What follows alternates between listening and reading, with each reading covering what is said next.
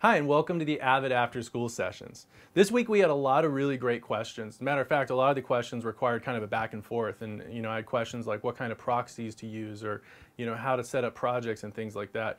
And with those kinds of questions, it kind of requires a back and forth. And so I urge you guys to look online. There's tons and tons of resources. There's Avid lists, there's Avid blogs, and, a lot of times when I get stumped or I'm trying to figure out something, I'll go online and search the question too, and guarantee people are talking about it.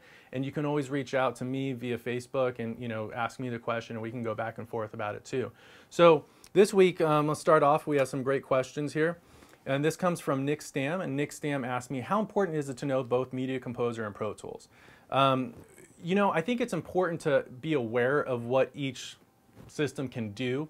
I know Pro Tools a little bit, but I also know more so about how they want the projects prepared so that way it can be more efficient. So if you're going to After Effects or you're going to any coloring system, always reach out to the people before you start your project and say, hey, this is what I'm looking to do. How can I prepare my project best for you in order to maximize efficiency, make sure that your projects are clean. I know when I finish a project, I always clean up all of my tracks. I bring all my video layers down. I make sure all my music are on certain channels so everything's really consistent. So that way when it goes into Pro Tools and I create my AAF or my OMF, I know that things are going to be really, really clean, and they're not going to have to clean up my work. They can just start doing what they do. So with any project, I always say begin with the end in mind. Know what you're going to start, know how you're going to finish, and then kind of make your way backwards to figure out all the different steps in between in order for you guys to be as most efficient as possible with any project you really do. So you don't need to know them, just be aware of what they can do. Next question we have, what aspects of Media Composer do you find most useful? And this is from Tom Weatheritt. And again, like I've mentioned, my favorite aspect of Avid is basically the keyboard. Being able to customize all your settings, being able to set things up the way you want. And with anything you do, learn your tools, whether it's Pro Tools, Media Composer, Sibelius, it doesn't matter. Learn what the program really can do so that way you can be most efficient. And that way when someone comes to you with a problem or they want you to do something, you're like, I know how to do it, you can just go ahead and do it. You don't need to figure out how to do it, you just know how to do it because you understand your tools. So for me, I love the keyboard. As a matter of fact, the way I work too, which is a little different than a lot of people, is I collapse my source and record monitors all the way up top, and I'm able to toggle back and forth by setting a preset button. So I never use my Windows, I always use my client monitor as my reference, and so that's a little bit different for me, but that's how I've been able to find out how I can be most efficient and be as fast as possible.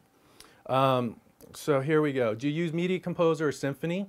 When you're approached for work, is there a version that's requested over another? And this is from Ronald Griffin.